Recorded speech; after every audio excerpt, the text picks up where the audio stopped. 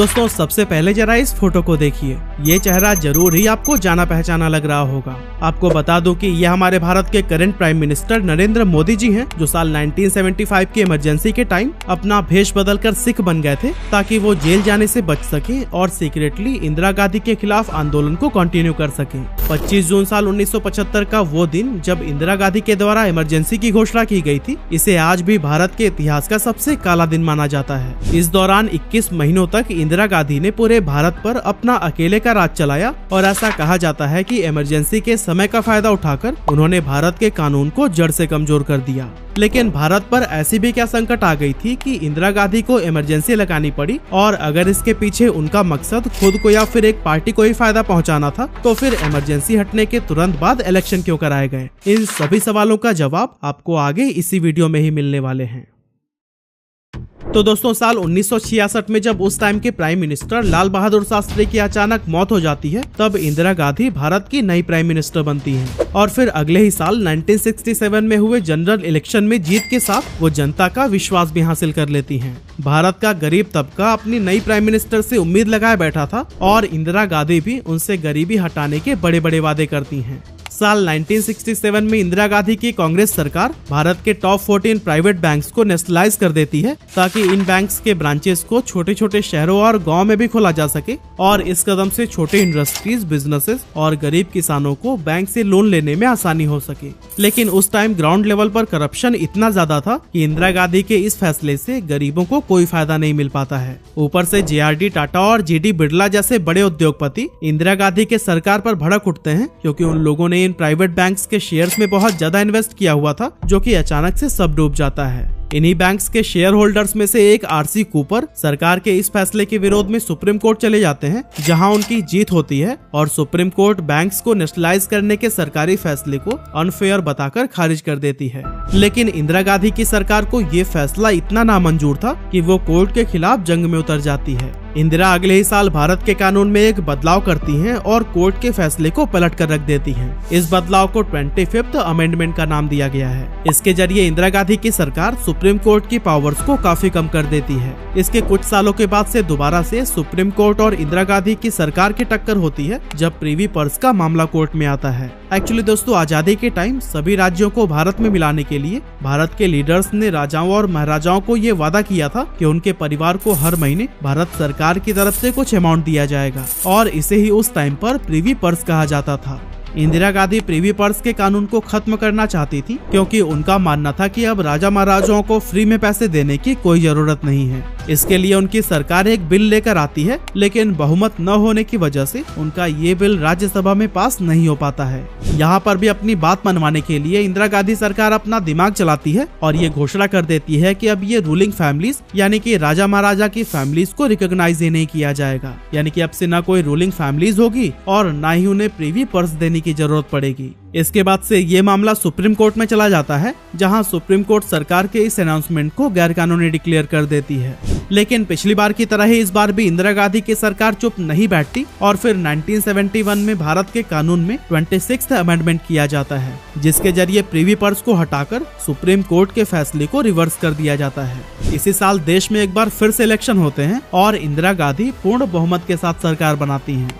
दोबारा सत्ता में आने के बाद इंदिरा गांधी पर जैसे पावर और पॉलिटिक्स का भूत सवार हो जाता है, और फिर वो ऐसे ऐसे डिसीजंस लेती हैं जिससे वो भारत पर कंप्लीट कंट्रोल जमा सकें। इंदिरा गांधी राज्यों के लिए सिर्फ उन्हीं चीफ मिनिस्टर्स का चुनाव करने लगती हैं जो कि उनकी और उनकी फैमिली के सबसे ज्यादा करीबी हों, ताकि वो राज्य सरकार को भी आसानी से अपने इशारों पर नचा सकें। अब दोस्तों इसी साल यानी 1971 में भारत पाकिस्तान का वॉर भी होता है, जिसमें भारत पाकिस्तान को बुरी तरह से हरा देता है। लेकिन दूसरी तस्वीर ये भी थी कि वॉर की वजह से भारत की आर्थिक स्थिति पर गहरा असर पड़ा था, जिससे भारत में महंगाई आसमान छूने लगी और लोगों को लगता है कि इंदिरा गांधी ने जो गरीबी हटाने के वादे किए थे वे सब झूठे थे। साथ ही क्योंकि इस टाइम कांग्रेस पूरे भारत के सत्ता को कंट्रोल कर रही थी, तो फिर इस पार्टी के कई बड़े बड़े नेता अपनी जेब भरने के लिए करोड़ों के घोटालों को अंजाम देते हैं। 1974 में गुजरात के चीफ मिनिस्टर चिमनभाई पटेल पर भी ऐसे ही एक घोटाले का आरोप लगता है, जिसके बाद से गुजरात के रहने वाले लोग भड़क जाते हैं और बड़ी तादाद में सड़कों पर उतरकर चिमनभाई पटेल की सरकार को हटाने की मांग करने लगते हैं। समय रहते मांग पूरी न की जाने पर यह आंदोलन इतना ज्यादा बढ़ जाता है कि आंदोलन के नाम पर बसेस जलाना, शॉप्स को लूटना और पुलिस पर हमला करने जैसे बहुत सारे अनएथिकल काम होने लगते हैं।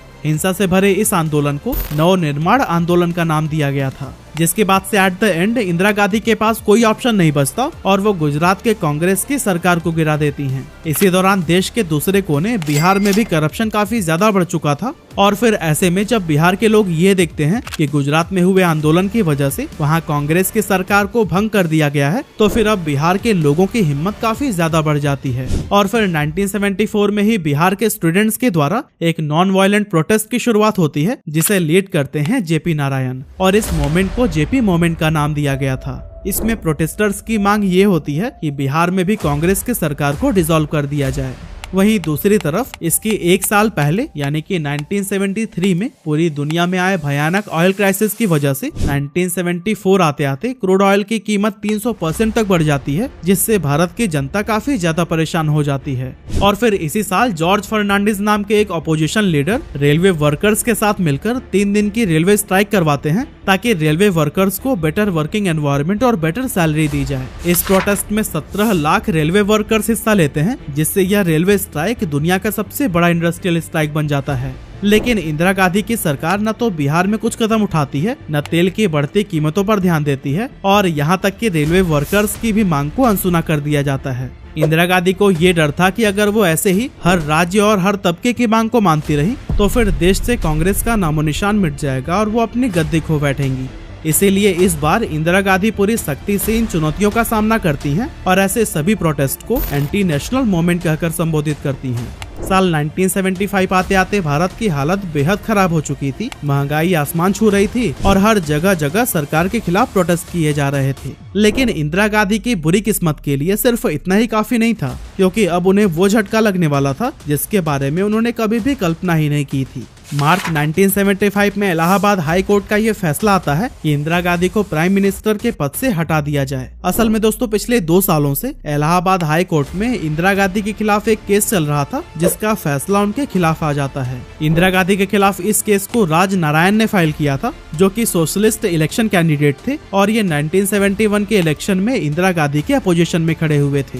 राज नारायण का मानना था कि इंदिरा गांधी ने अवैध रूप से 1971 का इलेक्शन जीता था। अब वैसे तो इस बात को साबित करने के लिए राज नारायण ने इंदिरा गांधी के खिलाफ 14 बड़े बड़े क्राइम्स रिपोर्ट किए थे, लेकिन जांच होने पर इनमें से सिर्फ 2 क्राइम के लिए ही इंदिरा गांधी को दोषी पाया जाता है। पर दोस्तों यहाँ पर आप जानकर शॉक हो जाएंगे कि जिन 2 क्राइम्स में इंदिरा गांधी को दोषी पाया जाता है वे बेहद ही छोटे क्राइम्स थे। जिनमें से पहला क्राइम ये था कि इंदिरा गांधी के election agent Yashpal Kapoor election के टाइम पर भी एक गवर्नमेंट एम्प्लॉय थे, जो कि चुनाव के नियमों के खिलाफ था। और इंदिरा गांधी का दूसरा क्राइम ये था कि उन्होंने यूपी सरकार की मदद लेकर अपने भाषण के लिए एक बहुत ऊंचा सा स्टेज बनवाया था। अब जैसा कि आप समझ ही पा रहे होंगे कि ये दोनों ही क्राइम इतने बड़े नहीं थे कि एक प्राइम मिनिस्टर को उसके पद से हटा दिया जाए। लेकिन अनुमान लगाया जाता है कि पहले कई बार जब इंदिरा गांधी ने कोर्ट के फैसले को रिवर्स करा दिया था, तो अब इंदिरा गांधी के खिलाफ लिया गया कोर्ट का ये फैसला कोर्ट की तरफ से इंदिरा के मुंह पर एक तमाचा सा था। खैर सच जो भी हो, लेकिन इंदिरा गांधी ने अपनी हार एक्सेप्ट नहीं की और हाई कोर्ट के इस फैसले के विरोध में सुप्रीम कोर्ट में अपील दर्ज की।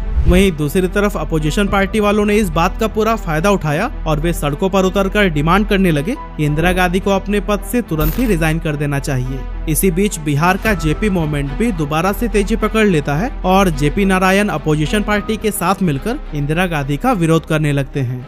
अब दोस्तों ये सब चल ही रहा होता है कि इसी बीच 24 जून 1975 को सुप्रीम कोर्ट में इंदिरा गांधी के केस की सुनवाई होती है, जिसमें सुप्रीम कोर्ट ये फैसला करती है कि इंदिरा गांधी अगले 6 सालों तक इलेक्शन में खड़ी नहीं हो सकती, लेकिन कोर्ट की अगली सुनवाई तक इंदिरा गांधी प्रधानमंत्री बनी रहेंगी। इस जजमेंट को सुनते ही अपोजिशन पार्टी के लोग भड़क उठते हैं और फिर वे और जोर शोर से प्रोटेस्ट करने लगते हैं। वहीं दूसरी तरफ जेपी नारायण स्टूडेंट्स को भी प्रोटेस्ट करने के लिए भड़काते हैं और उन्हें पुलिस की बात न सुनने की भी हिदायत दी जाती है। यानी कि देखा जाए तो एक तरह से भारत के लाखों लोग अपने अपने पॉलिटिकल लीडर्स की बात मानकर इंदिरा गांधी के विरोध में उठ खड़े हो जाते हैं। अपनी गद्दी जाते हुए देखकर बिना किसी देरी के इंदिरा गांधी भारतीय कानून के आर्टिकल 352 में लिखे एक लाइन का इस्तेमाल करते हुए पूरे भारत में इमरजेंसी लगा देती हैं। एक्चुअली दोस्तों भारतीय कानून के आर्टिकल 352 में ये लिखा था कि भारत के राष्ट्रपति भारत में उस वक्त इमरजेंसी घोषित कर सकते हैं जब भारत की सुरक्षा को वॉर, एक्सटर्नल एग्रेशन और इंटरनल डिस्टर्बेंस से खतरा हो। और दोस्तों इंदिरा गांधी ने इसी इंटरनल डिस्टर्बेंस शब्द का इस्तेमाल करते हुए उस समय के राष्ट्रपति फखरुद्दीन अहमद अली से ये रिक्वेस्ट की कि वे भारत में इमरजेंसी लागू कर दें, क्योंकि उस समय भारत आंतरिक रूप से पूरी तरह से डिस्टर्ब था। राष्ट्रपति भी उनकी मांग को मान लेते हैं और इंदिरा गांधी के कोर्ट के सुनवाई के अगले ही दिन यानी कि 25 जून की रात को पूरे देश में इमरजेंसी लगा दिया जाता है। अब दोस्तों इमरजेंसी का मतलब आप सबको पता है, इसमें सारी पावर राष्ट्रपति के हाथों में चली जाती है, लोगों से उनके फंडामेंटल राइट्स छीन लिए जाते हैं और सरकार जब चाहे तब किसी को भी जेल में डाल सकती है। इमरजेंसी अनाउंस होने के कुछ घंटों के अंदर ही जॉर्ज फर्नांडिस, चरण सिंह, मोरारजी देसाई, LK आडवाणी और JP नारायण जैसे कई अपोजिशन लीडर्स को अरेस्ट कर लिया जाता है। सरकार रात में पूरे दिल्ली की बिजली काट देती है ताकि अगले दिन कोई भी न्यूज़पेपर में इस खबर को न छाप सके। और फिर इसकी अगली सुबह इंदिरा गांधी ये अनाउंसमेंट करती हैं कि राष्ट्रपति जी के द्वारा देश में टेम्पररी इमरजेंसी लगा दी गई है। वो कहती हैं कि जब से उन्होंने प्रधानमंत्री पद को संभाला है और लोगों की भलाई के लिए कदम उठाए हैं, तभी से उनका विरोध किया जा रहा है और उन्हें हटाने की साजिश की जा रही है। इंदिरा गांधी के अगर शब्दों में कहूँ तो प्रजातंत्र के नाम पर प्रजातंत्र को ही नकारने की कोशिश की जा रही है। दोस्तों इसके बाद आने वाले 21 महीनों में भारत के लोगों के साथ जो कुछ भी होता है उसे आज भी भुला पाना नामुमकिन है। लोगों से उनके मूलभूत अधिकार छीनने के साथ साथ 1 लाख से भी ज्यादा लोगों को ओवरक्राउडेड जेल में ठूस दिया जाता है, जिनमें पॉलिटिकल लोगों के साथ साथ क्रिमिनल्स और इलीगल काम करने वाले लोग भी शामिल होते हैं। इसे देखते हुए कई सारे एक्टिविस्ट और पॉलिटिकल लीडर्स अंडरग्राउंड हो जाते हैं। कुछ नरेंद्र मोदी जी की तरह सिख का वेश धारण कर लेते हैं। RSS जैसे ऑर्गेनाइजेशंस को बैन कर दिया जाता है और फिर आने वाले इलेक्शंस को डिले करा दिया जाता है। इसके साथ ही जो भी कांग्रेस लीडर्स इमरजेंसी और इंदिरा गांधी के विरोध में बात करते हैं, उन्हें भी कांग्रेस पार्टी से रिजाइन करवाकर अरेस्ट कर लिया जाता है। इसी वजह से चारों तरफ इंदिरा गांधी का डर सा फैल जाता है और अब कोई भी उनके खिलाफ बोलने की हिम्मत नहीं करता है। ऐसे में कुछ लोगों को इमरजेंसी बहुत पसंद भी आती है, क्योंकि इंदिरा गांधी के द्वारा इतनी सख्ती से कदम उठाए जाने की वजह से सभी सरकारी कर्मचारी जेल जाने के डर से ठीक से काम करने लगते हैं। भारत में करप्शन काफी कम होने लगता है। ऊपर से ज्यादातर क्रिमिनल्स को इंदिरा गांधी ने पहले ही अरेस्ट करवा दिया था, जिससे क्राइम रेट्स भी काफी कम हो जाते हैं। लेकिन दोस्तों लोगों की ये खुशी भी ज्यादा दिनों तक नहीं रही, क्योंकि इसी बीच इंदिरा गांधी कुछ ऐसा करती हैं जो कि भारतवासियों के लिए किसी सदमे से कम नहीं था। भारत की बढ़ती जनसंख्या को कंट्रोल में लाने के लिए इंदिरा गांधी अपने बेटे संजय गांधी को सामूहिक नसबंदी की जिम्मेदारी देती हैं, जिसके बाद से संजय गांधी इस काम को काफी ज्यादा सख्ती से लेते हैं और बड़ी बेरहमी के साथ 1 साल के अंदर ही लगभग 60 लाख भारतवासियों को पकड़ पकड़ कर उनकी जबरदस्ती नसबंदी करा दी जाती है। अब हालांकि उस टाइम पर भारत में मेडिकल सुविधाएं ज्यादा नहीं थी, इसीलिए ये नसबंदी कैंप्स में ही होते थे, जो कि काफी ज्यादा अनहाइजेनिक थे। इस वजह से नसबंदी कराने वाले कई सारे लोग बीमार पड़ गए और न जाने कितने सारे लोगों की मौत हो गई। ये नेगेटिव बातें ज्यादा फैल नहीं सकी, क्योंकि इंदिरा गांधी ने पहले ही मीडिया को अपने कंट्रोल में ले लिया था। और दोस्तों फाइनली 21 महीनों बाद 21 मार्च 1977 को जब सारा माहौल इंदिरा गांधी के कंट्रोल में होता है, तब उनके द्वारा इमरजेंसी को खत्म कर दिया जाता है। सभी पॉलिटिकल लीडर्स जेल से आजाद हो जाते हैं और फिर फ्रेश इलेक्शंस कंडक्ट करवाए जाते हैं, जिसमें इंदिरा गांधी और उनके बेटे संजय गांधी दोनों ही अपनी सीट्स पर हार जाते हैं और फिर सभी मेजर अपोजिशन पार्टीज को मिलाकर बनी जनता पार्टी पहली बार पावर में आती है और इस तरह से देश के अगले प्राइम मिनिस्टर मोरारजी देसाई बनते हैं। और दोस्तों हाँ, ये वही जनता पार्टी है जिससे बाद में अलग होकर भारतीय जनता पार्टी यानी कि BJP बनी है। लेकिन हाँ, अभी भी सवाल यही है कि जब इंदिरा गांधी के हाथों में पूरी पावर थी तो फिर उन्होंने इमरजेंसी को खत्म करके इलेक्शन क्यों करवाए? तो दोस्तों बेसिकली इसके 2 पॉसिबल जवाब सामने निकल कर आते हैं। पहला तो ये कि शायद इंदिरा गांधी को ये लगा कि जनता उनके सपोर्ट में है, इसीलिए वो दोबारा से आसानी से जीत जाएंगे और इमरजेंसी को लेकर उनकी छवि पर लगा दाग भी धुल जाएगा। वहीं दूसरी ओर कुछ लोग ये भी मानते हैं कि संजय गांधी उस टाइम पर अपनी कुछ ज्यादा ही मनमानी करने लगे थे, तो शायद इंदिरा गांधी को ये लगा होगा कि कहीं संजय गांधी उन्हें साइड करके खुद पूरे देश को अपने कंट्रोल में ना ले लें। अब दोस्तों इमरजेंसी लगाने के पीछे का कारण जो कुछ भी हो, लेकिन इंदिरा गांधी के अकॉर्डिंग उन्होंने इमरजेंसी JP मूवमेंट को खत्म करने के लिए लगाई थी। बाकी इमरजेंसी के बारे में आपका क्या कहना है? अपना ओपिनियन हमें कमेंट करके जरूर बताइएगा।